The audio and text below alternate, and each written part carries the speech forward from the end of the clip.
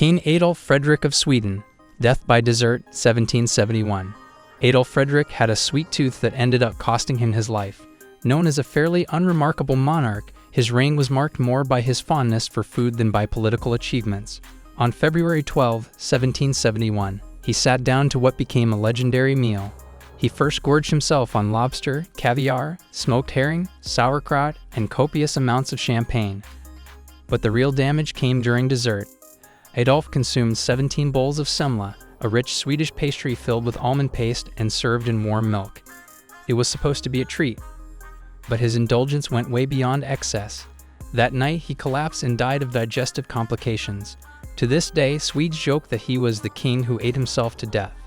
Imagine ruling a kingdom, only to be remembered more for your gluttony than your leadership. Emperor Valerian, used as a human footstool, 260 AD. Roman emperors were feared around the world, but Valerian's end showed how quickly fortunes could turn. Captured in battle by the Persian king Shapur I, Valerian became more of a trophy than a prisoner. Instead of executing him immediately, Shapur decided to humiliate him. According to ancient accounts, Valerian was forced to kneel so that Shapur could use his back as a human stepstool whenever he mounted his horse. For a ruler of Rome, this was the ultimate disgrace. He was paraded as a living symbol of Persia's power over Rome. Eventually, Valerian was killed, but the humiliation didn't end there. His body was allegedly stuffed with straw and displayed in a temple as a grotesque reminder of his defeat. For someone who once commanded the greatest empire of the age, being reduced to furniture was the most undignified ending imaginable. King Alexander of Greece, death by monkey, 1920. Alexander wasn't supposed to be king at all. He inherited the throne unexpectedly during political chaos. His reign was short and his death was bizarre. One afternoon, his dog got into a scuffle with a pet monkey at the royal estate. As Alexander rushed in to break up the fight, another monkey bit him on the arm and leg.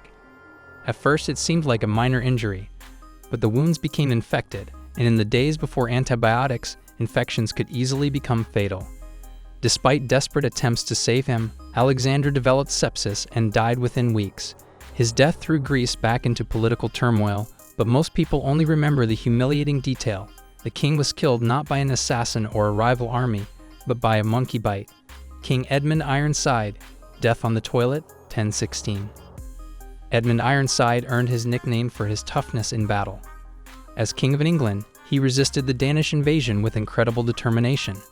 But his life ended in a way that completely undermined his warrior image. According to some medieval chroniclers, Edmund was assassinated while using the toilet. His killer supposedly hid beneath the pridy and stabbed him from below as he sat down. It's hard to say if this tale is completely accurate. Medieval stories often blended fact with rumor, but it stuck. Instead of being remembered solely for his courage on the battlefield, Edmund is forever linked with the indignity of being murdered in the bathroom. King George II, death by toilet fall, 1760. Another royal family member who met his demise in the bathroom was King George II of Great Britain. George did not meet the same fate as Edmund. He passed away due to a heart attack rather than being murdered. George arose early and proceeded to his private toilet after drinking his customary cup of hot chocolate on the morning of October 25, 1760. A tremendous crash was heard by the servants a few moments later.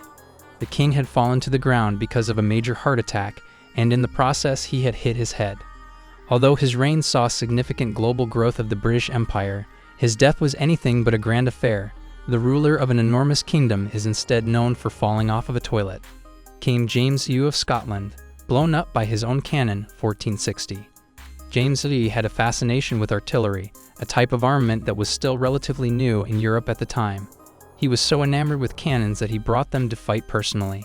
The Lion, which was the nickname of one of the biggest guns that James had, was the one that he stood proudly beside to during the siege of Roxburgh Castle. However, calamity immediately ensued once pride took over when the cannon malfunctioned and detonated. The explosion struck the king, taking his life instantaneously in front of his troops. Rather than being known as a warrior king, the death of a ruler who wanted to be remembered as one became a cautionary tale about playing with deadly toys too closely. King Martin of Aragon, death by laughter, 1410. The passing of King Martin of Aragon serves as a reminder that even happiness can be lethal. The king was already feeling queasy after his substantial banquet of goose. After that, the court jester related a joke to him that was quite amusing. Martin died from collapsing after laughing so hard, most likely due to a combination of heart strain and dyspepsia. His death was officially attributed to indigestion and laughter, an uncommon combination that made his passing memorable. The majority of kings lived in constant fear of being assassinated, poisoned, or going to war. Martin succumbed to the effects of both food and a punchline. Emperor Qin Shi Huang, death by fake immortality pills, 210 BC. Qin Shi Huang, the first emperor of a unified China, was obsessed with living forever.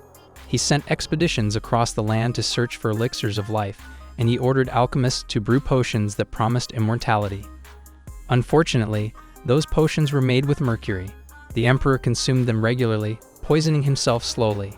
At just 49 years old, he died from the very cure he thought would save him. It's one of history's greatest ironies. The man who feared death so much that he built a terracotta army to guard him in the afterlife ended up killing himself with his own quest for eternal life. King Henry I of England, death by eel feast, 1135. King Henry I was a skillful and cunning ruler, but his enthusiasm for eating eventually resulted in his death. Henry, while he was in Normandy, went against the advice of his doctors and consumed lampreys, which are a special type of eel. Due to the fact that he had the misfortune of ingesting such a substantial amount of these items, his health was severely impacted. Chroniclers attributed his death, which occurred just a few days later, to a surfeit of lampreys. In modern terminology, food poisoning is what this would be called. So intense was Henry's obsession with eels that even after hundreds of years, people still remember him as the king who starved himself to death by eating nothing but eels. It was not uncommon for those in positions of power to pass away due to overindulgence, but Henry's situation was quite unusual. Attila the Hun, death at his wedding, 453 AD. Attila the Hun was one of the most feared figures in history. He led armies that terrorized Europe, destroyed cities, and challenged the might of Rome itself. But his death was surprisingly unheroic. On the night of his wedding to a young bride, Attila celebrated heavily. Sometime during the night, he suffered a massive nosebleed. Drunk and lying on his back, he choked on his own blood and died in his sleep. His warriors mourned him, but the manner of his death was almost comical compared to the brutal legend he built during his life. The Scourge of God, as Romans called him, was undone not by a sword, but by a nosebleed. These deaths remind us that even the most powerful rulers were human, subject to accidents, mistakes, and sometimes the cruel irony of fate. History loves to record the grandeur of monarchs, but it also doesn't forget when things went wrong in embarrassing ways. From exploding cannons to monkey bites and feasts gone wrong, these stories reveal a side of royalty that is rarely glamorous. Kings and emperors might have commanded armies and ruled empires, but in the end, they weren't immune to foolish mistakes, bad luck, or an untimely punchline.